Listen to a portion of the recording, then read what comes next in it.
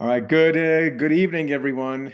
This is the first episode of the Applied Stratigraphics podcast. It's something I've been wanting to do forever since I meet some pretty cool people all over the world. And sometimes I just want the global community to know about these super cool individuals that I meet. And so the first guest we have on our podcast is Jake Morgan. And Jake and I have been talking on LinkedIn for almost 2 years now, maybe a little bit longer, but we've never met in person. So this is the first time we're actually seeing each other. It's true. And so the purpose of these podcasts is to just keep it super informal and just get to know the other person. So the reason why Jake and I started talking is because I was posting stuff on sediment hosted uranium and vanadium on LinkedIn. And then Jake reached out and he's like, hey, wait a minute. This is what I used to do. And this is something my family's been involved with for a while. So Jake, can you tell us a little bit about your family history in Utah and your involvement with the uranium vanadium mining industry? Sure. And let me thank you for having me. Um, so my stepdad, Jerry, uh, he was one of 10 kids, and he turned 18 in 1973, which Okay. is the year Vietnam ended. So instead of going to Vietnam like his older brothers had, he started working in the uranium mines. And he did that from 1973 into the 1990s when all the mills shut down. And from then, he actually moved here to where I live now in Green River, Wyoming, and he worked in the Trona mines until in 2006. Our late friend, Mike Shumway, gave him a call and said, hey, Jerry, I've got a once in a lifetime opportunity. I need you to come back to Moab. We are going to open the Pandora mine. The mill is firing up. So Jerry came back to Moab, and from 2006 to 2013, Jerry trained my generation on how to safely and effectively mine the ore body in southeastern Utah. So when did that? No, that's super cool. So how old were you when you started with mining yourself? So I graduated high school in 2009, so I didn't get to start in the mines until then. Wow. Okay, so you got into the mines right after high school. I did. I did shortly after. Man, that is super cool. So what all did you do? So when you start in the uranium mines, the first thing you do is you start as a haul truck driver, and Okay. basically that gives you an opportunity to learn about safety and ventilation and the different workings of the mine. So you get to see everyone else's job, but your main day-to-day job is a haul truck driver. And I did that for a couple of years, and then started drilling, doing exploration underground, which is it's a really fun job as well.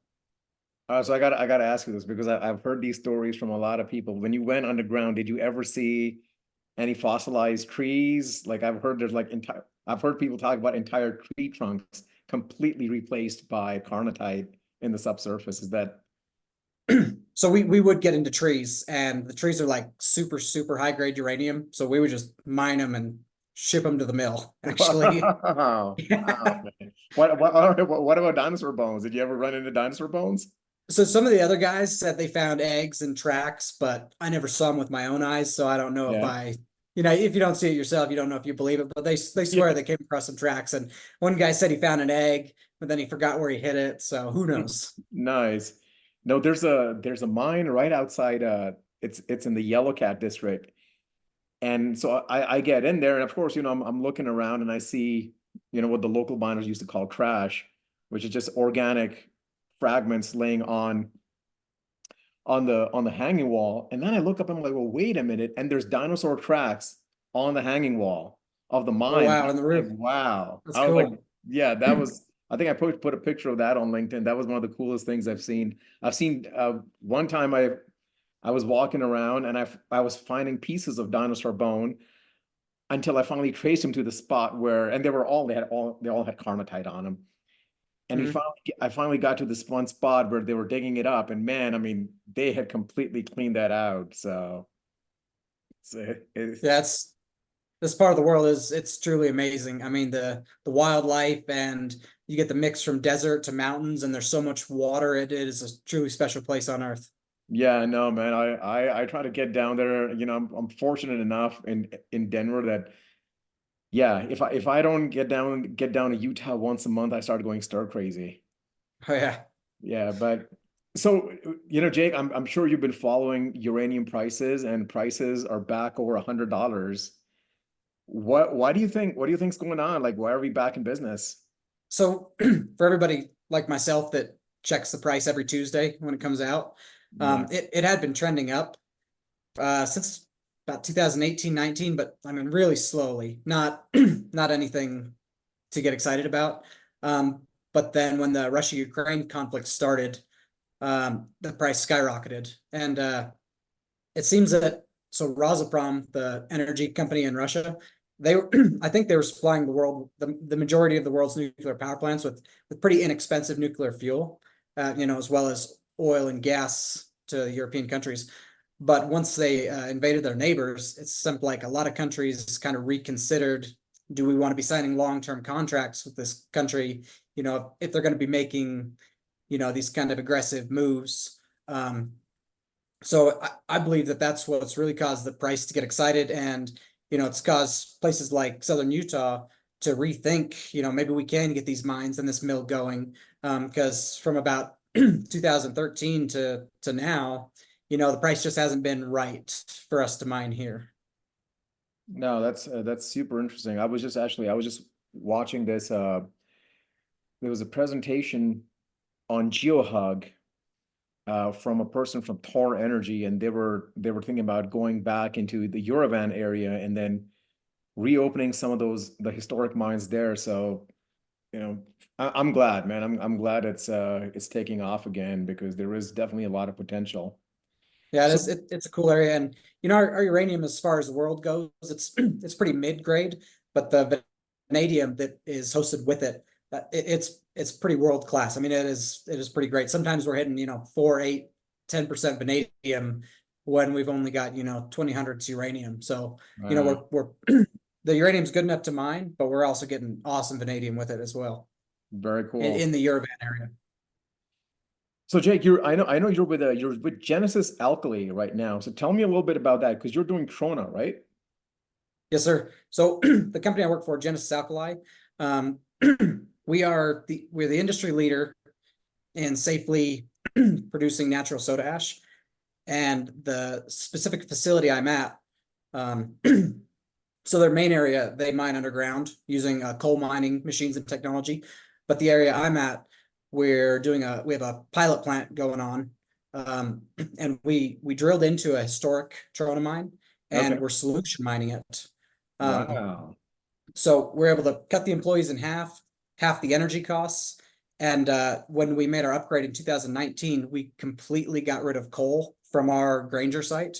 Okay. So the site I'm specifically at is the world's greenest soda ash production, which it's pretty great to be a part of. And our solution mining process, we're the pioneers of it. Nobody else is doing that.